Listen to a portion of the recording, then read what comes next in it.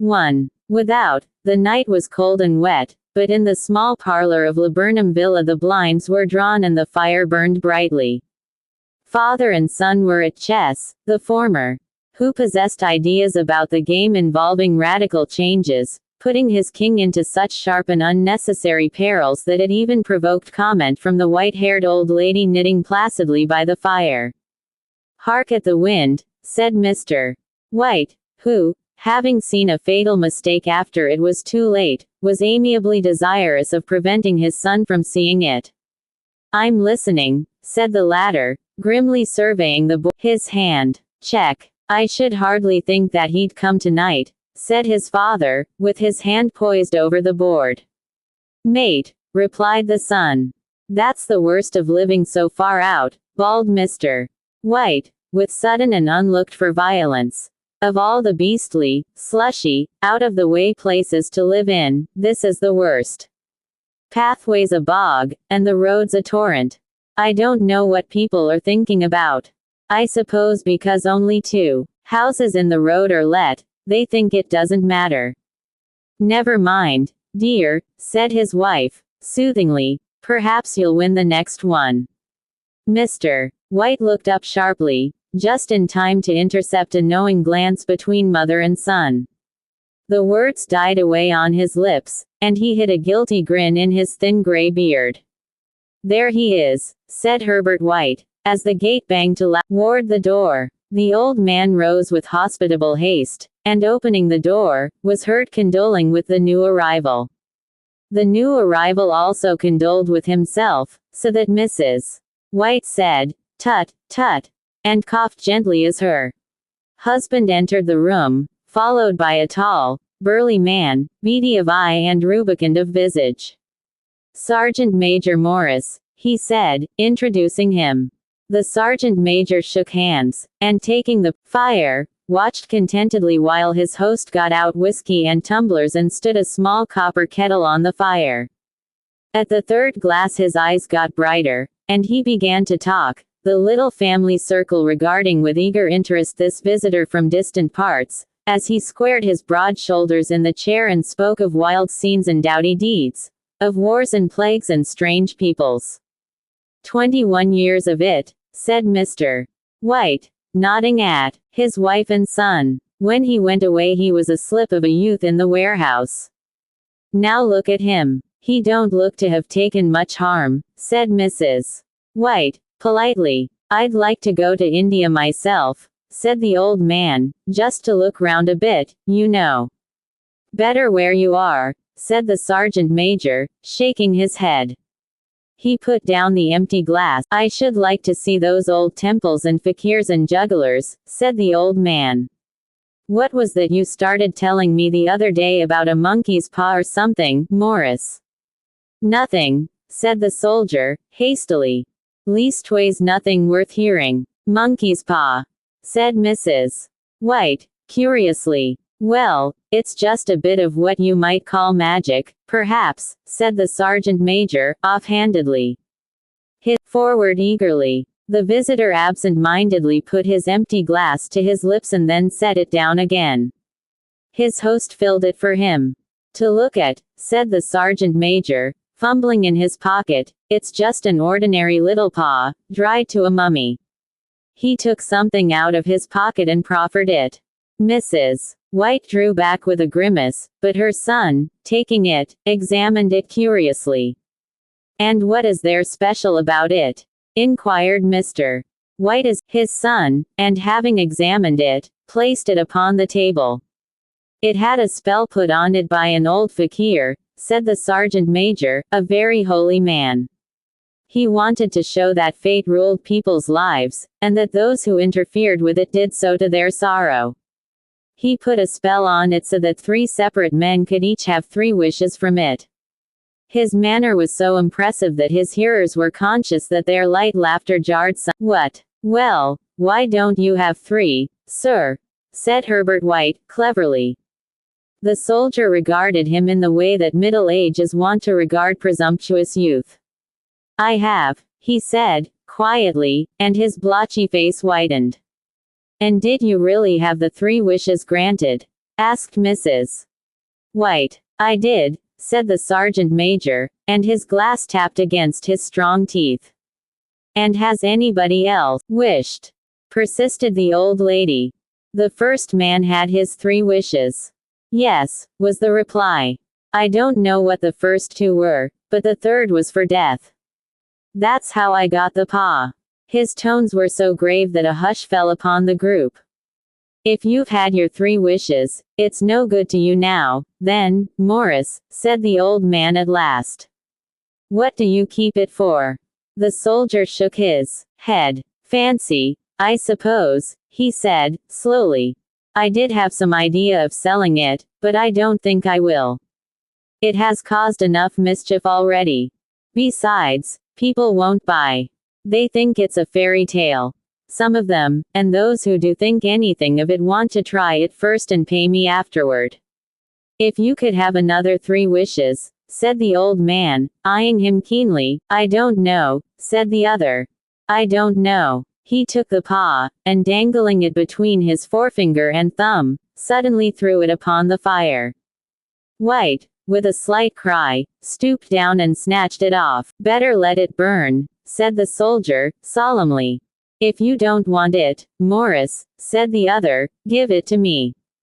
I won't, said his friend, doggedly. I threw it on the fire. If you keep it, don't blame me for what happens. Pitch it on the fire again like a sensible man. The other shook his head and examined his new possession closely. How do you do it? He inquired. Hold it up in your right hand, the sergeant major, but I warn you of the consequences. Sounds like the Arabian Nights, said Mrs. White, as she rose and began to set the supper. Don't you think you might wish for 4 pairs of hands for me?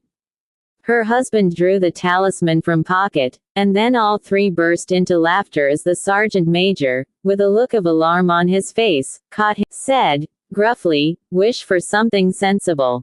Mr. White dropped it back in his pocket, and placing chairs, motioned his friend to the table. In the business of supper the talisman was partly forgotten, and afterward the 3 sat listening in an enthralled fashion to a second installment of the soldier's adventures in India. If the tale about the monkey's paw is not more truthful than those he has been telling us, said Herbert, as the door closed behind their guest, just in time for him to catch the last train, we shan't make much out of it. Did you give him anything for it, father? Inquired Mrs. White, regarding her husband closely. A trifle, said he, slightly. He didn't want it, but I made him take it. And he pressed me again to throw it away. Likely, said Herbert, with pretended horror. Why, we're going to be rich, and famous and happy. Wish to be an emperor, father, to begin with. Then you can't be henpecked. He darted round the table, pursued by the maligned Mrs. White armed with an antimacassar. Mr. White took the paw from his pocket and eyed dubiously. I don't know what to wish for, and that's a fact, he said, slowly. It seems to me I've got all I want. If you only cleared the house, you'd be quite happy, wouldn't you? Said Herbert, with his hand on his shoulder. Well, wish for £200, then. That'll just do it. His father, smiling shamefacedly at his own credulity, held up the talisman, as his son, with a solemn face, some mother, sat down at the piano and struck a few impressive chords. I wish for £200, said the old man distinctly.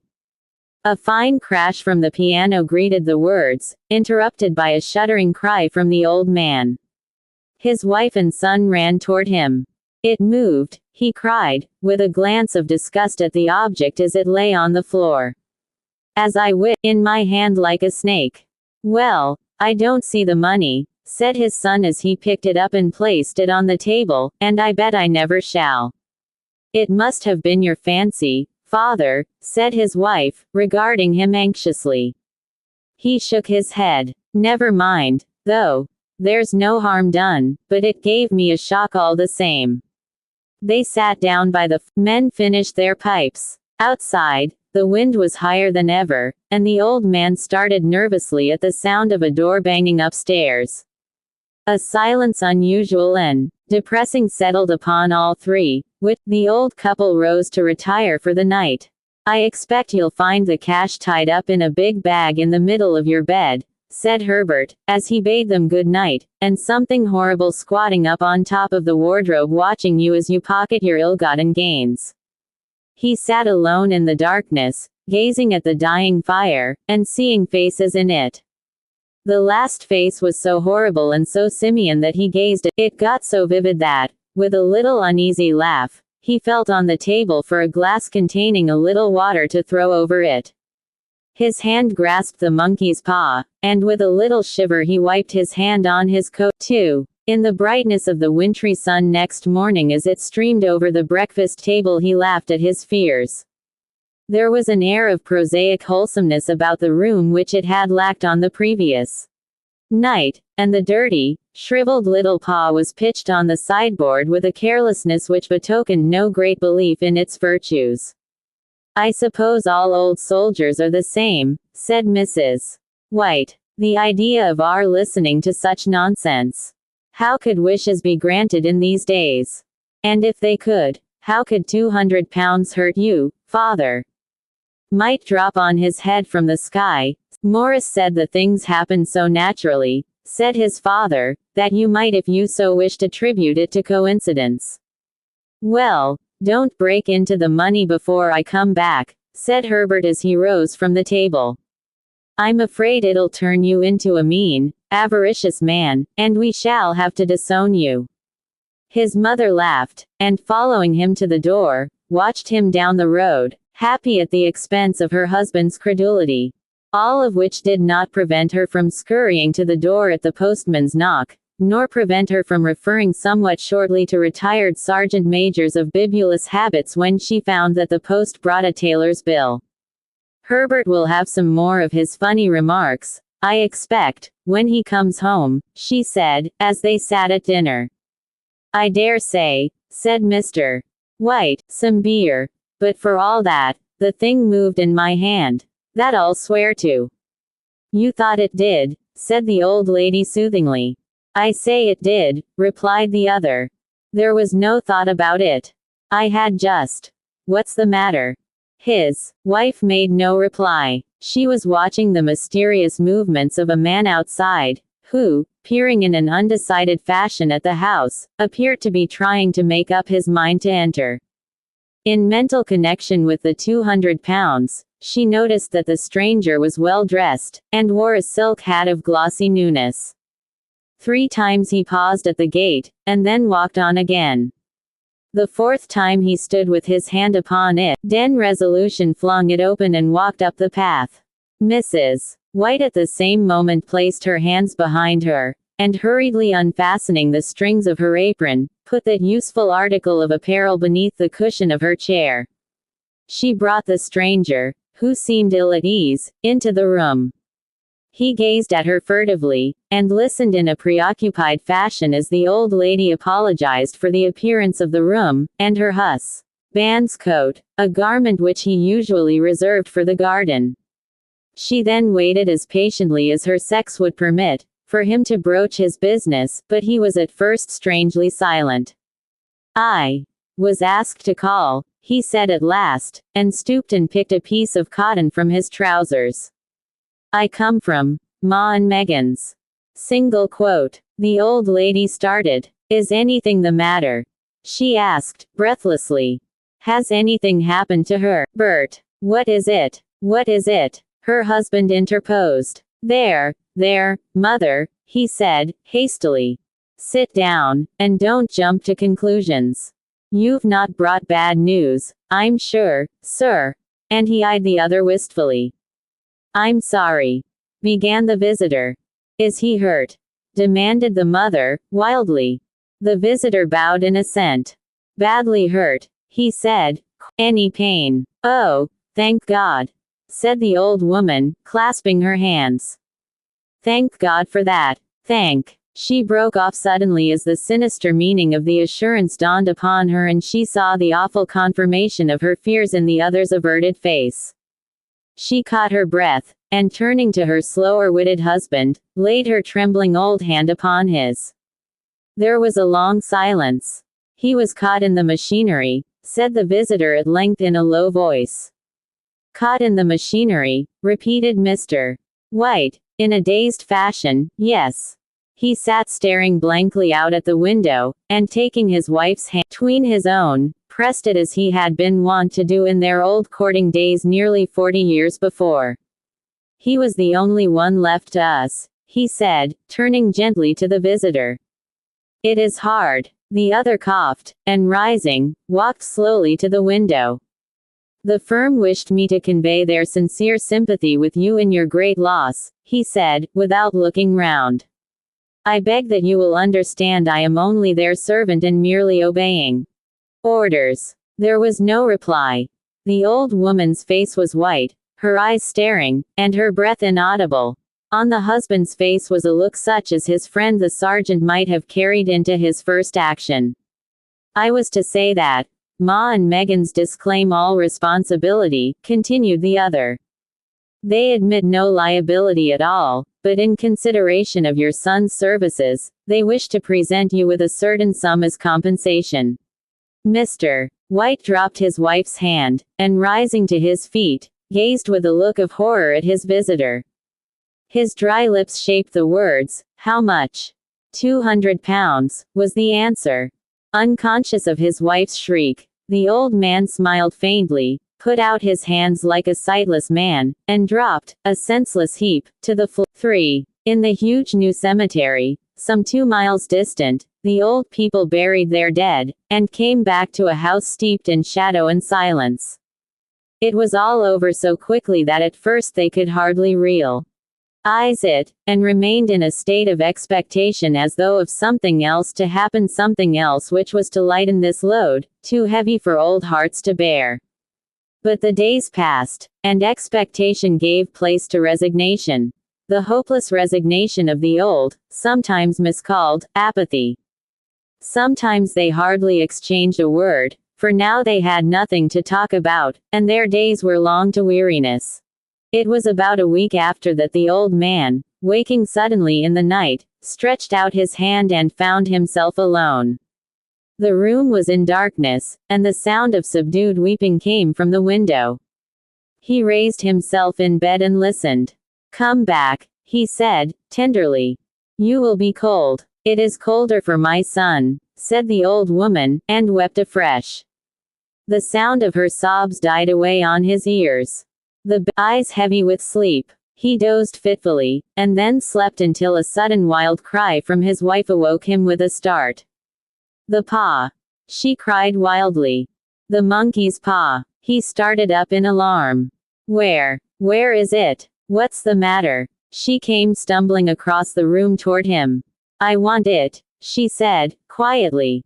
"You've not destroyed it." "The bracket," he replied, marveling.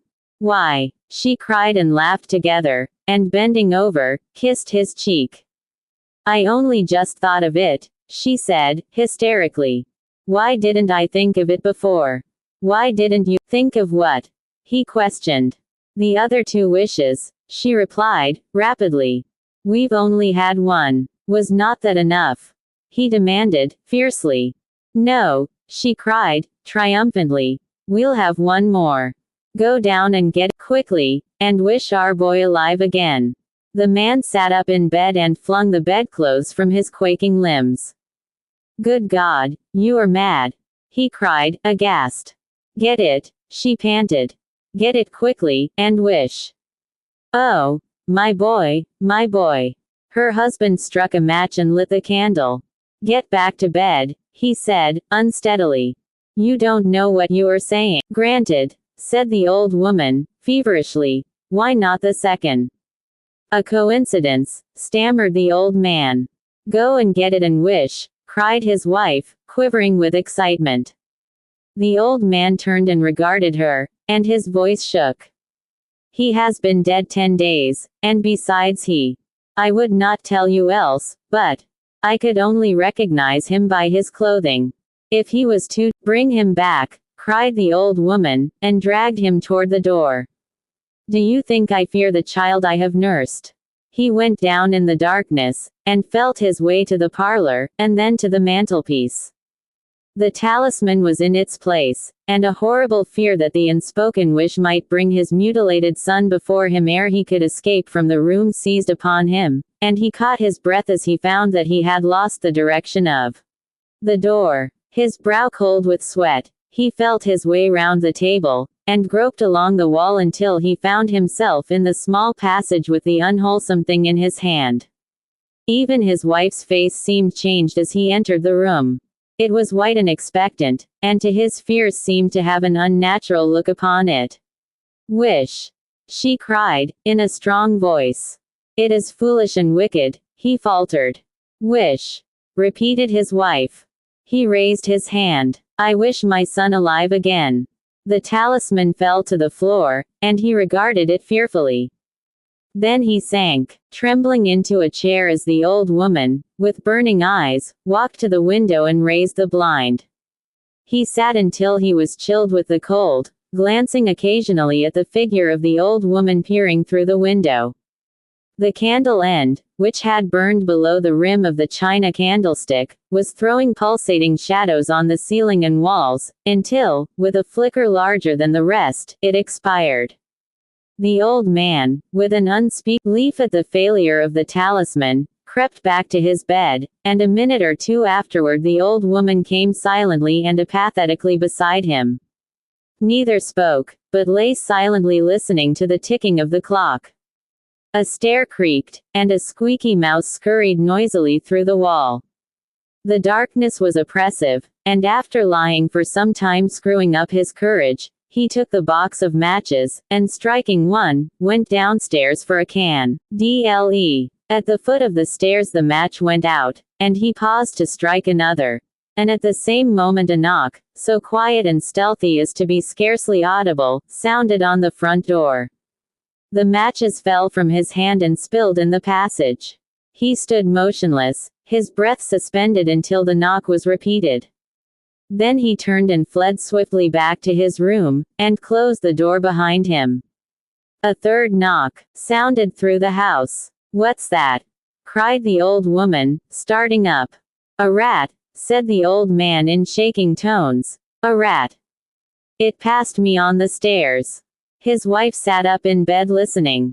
A loud knock resounded. "It's Herbert," she screamed.